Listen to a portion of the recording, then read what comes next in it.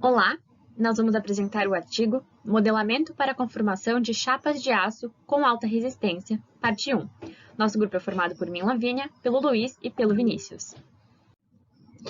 Então aqui vocês têm uma visão de peças de AHSS, dos aços de alta resistência, e a aplicação deles, a principal aplicação, que é a indústria automotiva.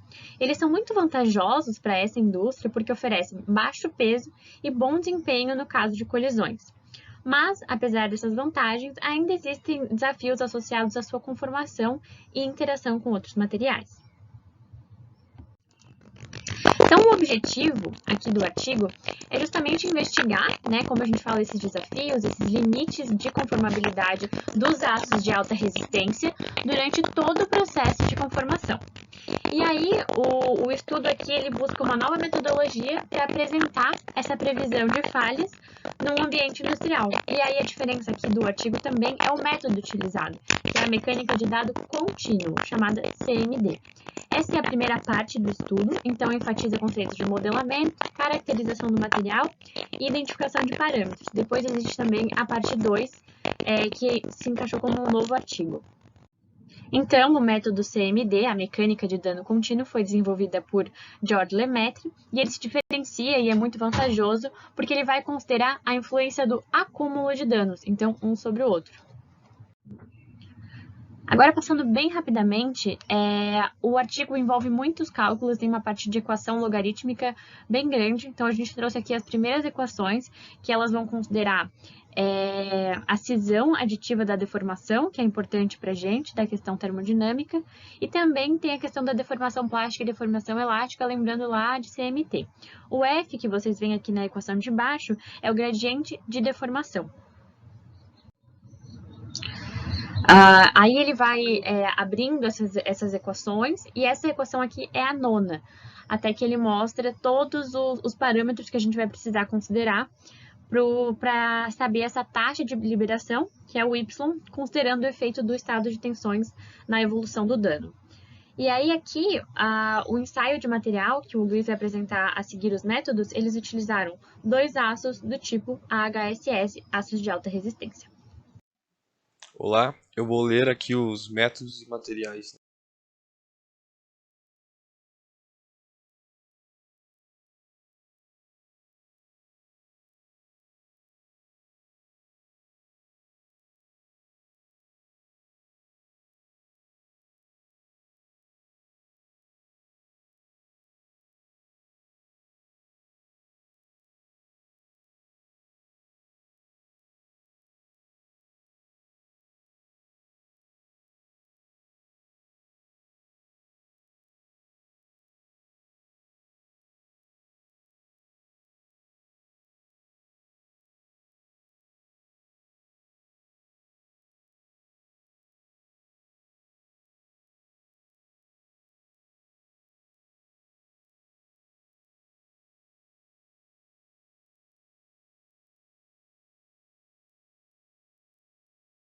Continuando, para ambos os aços, os ensaios axiais de tração foram feitos para caracterizar o comportamento elastoplástico do material e a anisotropia inicial. Para o aço CP800, os resultados dos ensaios de tração axial em termos da curva força versus deslocamento também foram usados para determinar o comportamento do dano.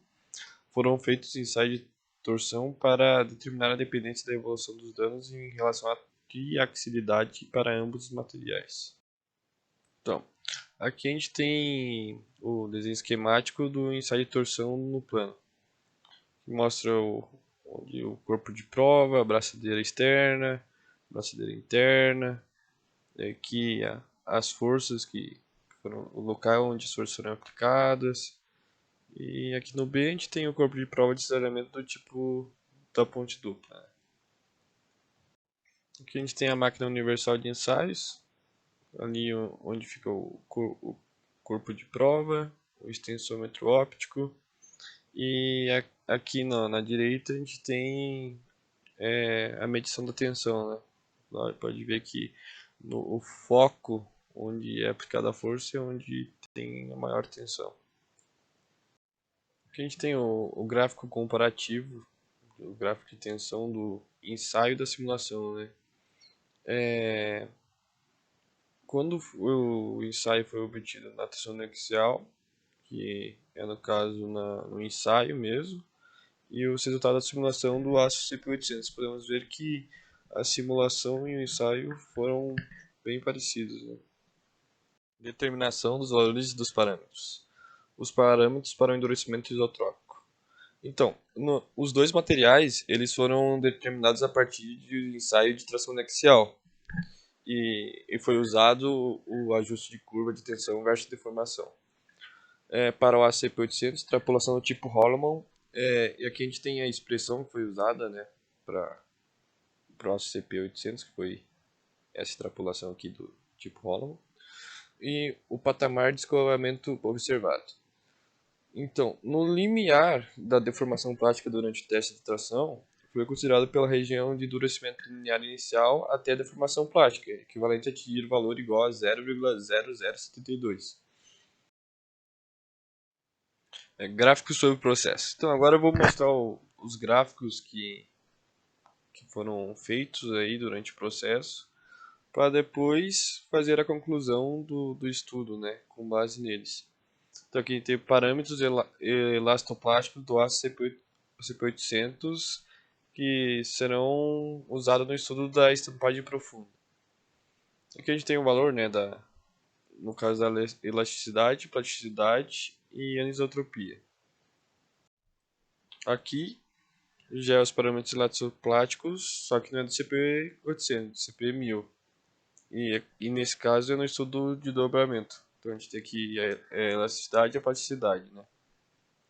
E aqui é a comparação dos resultados de simulação e experimento relativos ao ensaio de tração usando o corpo de prova com entalhe.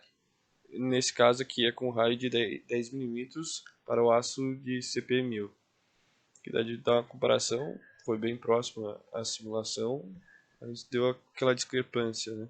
Aqui a gente tem um ensaio de tração novamente do CP1000, só que agora o corpo de prova com entalhe com raio de 5 mm.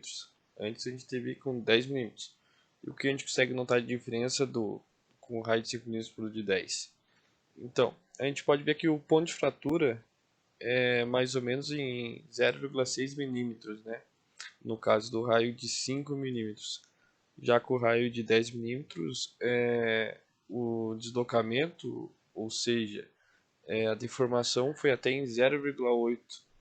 Então, com o raio maior, ele aguentou uma maior deformação. Este aqui é o gráfico obtido no ensaio de torção do plano para o aço CP800. Ele é um gráfico do ângulo de rotação em graus no eixo X e o momento no eixo Y. E aqui nós temos novamente a nossa comparação entre a simulação e o ensaio.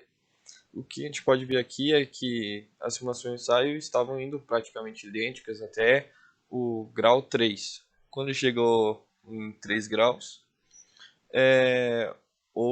destoou muito, né, da simulação para o ensaio, tendo aqui um 10% de queda no momento. Então, falando agora um pouco dos resultados, a curva de força versus deslocamento que foi prevista pelo modelo de Lemaitre, ela apresentou uma boa concordância com os dados experimentais. E isso, né, que foram obtidos nos ensaios ali da tração uniaxial para o aço CP800. Nessa curva de força ali, com versus deslocamento, o corpo de prova ele se rompeu quando foi aplicado um deslocamento de aproximadamente 19,5 milímetros. E isso corresponde então a um alongamento total aí de 0,144. E junto com isso, os ensaios de tração, quando eles foram usados quando o corpo de prova ele tinha um entalhe, eles mostraram ali uma fratura e um amaciamento mais rápido, em comparação com os outros, devido ali à natureza que era não homogênea do primeiro teste.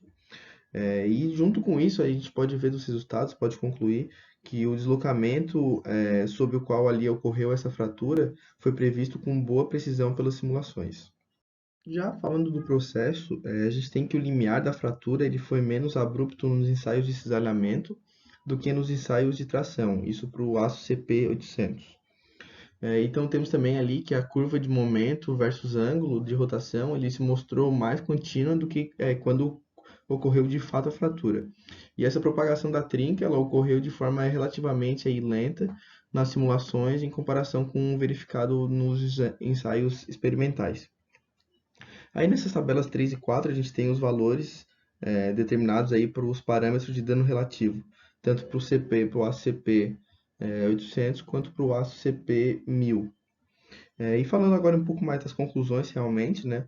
A primeira parte desse trabalho ele abordou o modelo de Lemaitre, que então né, foi todo aplicado aí nesse estudo, e uma característica importante desse modelo é a consideração da evolução retardada de dano sob compressão, né, em comparação aí com o que acontece já na tração. Então a gente tem essa diferença aí da compressão com a tração.